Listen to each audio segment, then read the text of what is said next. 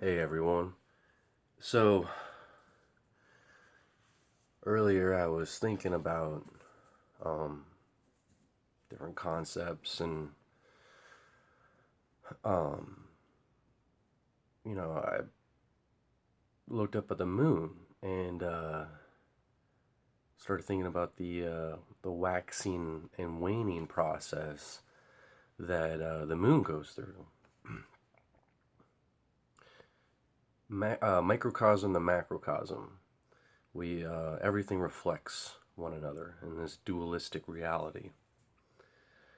So, if the moon has a waxing and waning process, just like how the female body has a waxing and waning process, and I was thinking about what would be the waxing and waning process of the geocentric plane. And I was like, okay, but then we have to start thinking on a different time scale. Because if you think about the waxing and waning process of the moon, it happens over one night. The female body, or the waxing and waning process takes 14 days, but the female body, when they go through their process, it's, once every 28 days. But,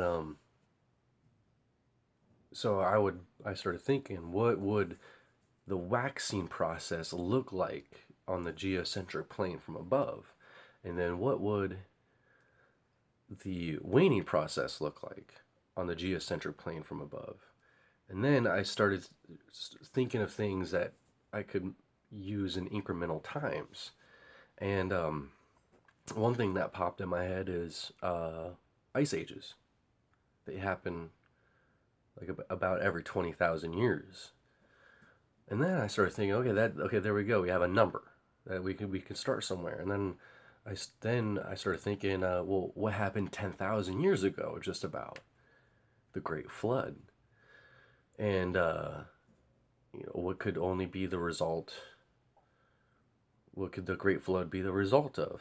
And that is the melting process of ice or whatever. But it could also be the start of the waxing process of the geocentric plane. And then I started thinking, okay, but I have to be able to explain this. Well, if you think about the sun and the moon from above, the sun travels on the Tropics of Cancer and Capricorn in a corkscrew motion, going up and down. Well, if you think about it, that there is a waxing and waning process. Okay, but now, do the sun and the moon take turns in this process? Well, if the sun became the dominant energy in this reality, the waxing process, the melting process, and then after 10,000 years, if you think about global warming and the scarcity that we're going through, we're about to hit 10,000 years of existence, and things are looking pretty rough.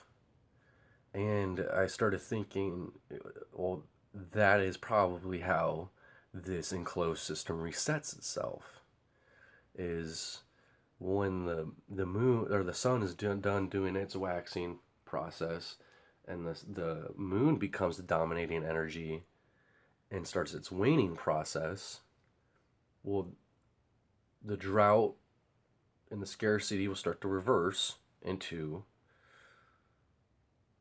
ice. Get colder and colder and colder until it's another ice age. So then I started thinking some more. It's okay. Well, since the sun, giving off its photon energy, that's what makes up this holographic reality, is the reflections that we get from the kinetic energy made by the photons from the sun.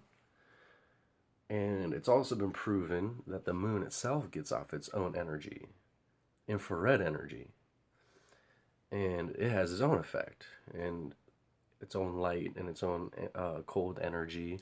which is the negative or the yang to the yin or the positive, the sun. Um, if that was the dominating force, what would the reality look like then? And then I started thinking about the stories before the Great Flood, before 10,000 years ago, before Mesopotamia. And there's talks of, you know, a different reality of gods, if you, and